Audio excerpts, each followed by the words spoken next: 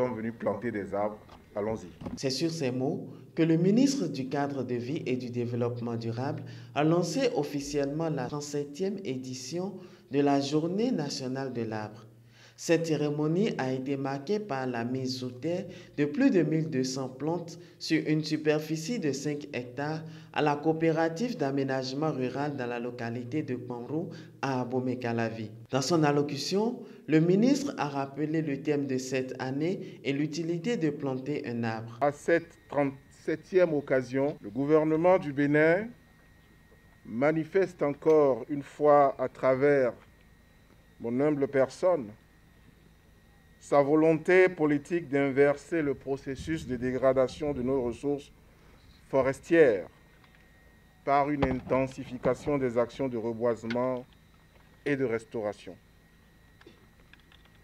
Vous l'avez bien entendu, le thème retenu cette année est « Arbres et restauration des forêts pour le bien-être ».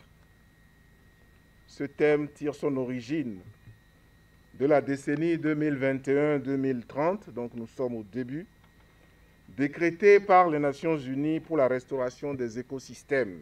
L'arbre constitue l'habitat et la source d'alimentation d'un nombre incalculable d'êtres vivants. Son exploitation, quelle qu'elle soit, procure abri, santé et ressources et moyens de subsistance.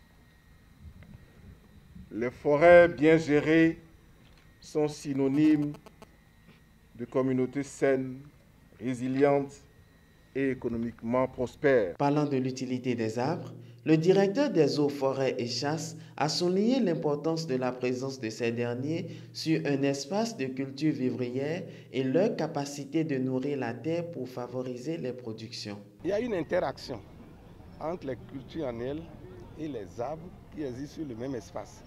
Parce qu'il y a certains arbres qui contribuent à la fertilisation du sol, comme l'acacia auriculaformis. Cette essence a la capacité de capter le carbone et de l'enfouir pour enrichir le sol. Il y a plusieurs autres essences qui ont cette même propriété. Le ministre Gaston Dossoui n'est pas resté en marge de cette cérémonie. Il a mis l'accent sur l'utilité de l'arbre qui serait également un héritage que nous pouvons laisser à la génération future. Nous devons créer un poumon vert autour de la grande cité dortoir qu'est Calavi et même Cotonou. Il n'y a pas meilleur endroit pour le faire. C'est pourquoi les populations de Koué-Kpanrou doivent se frotter la main,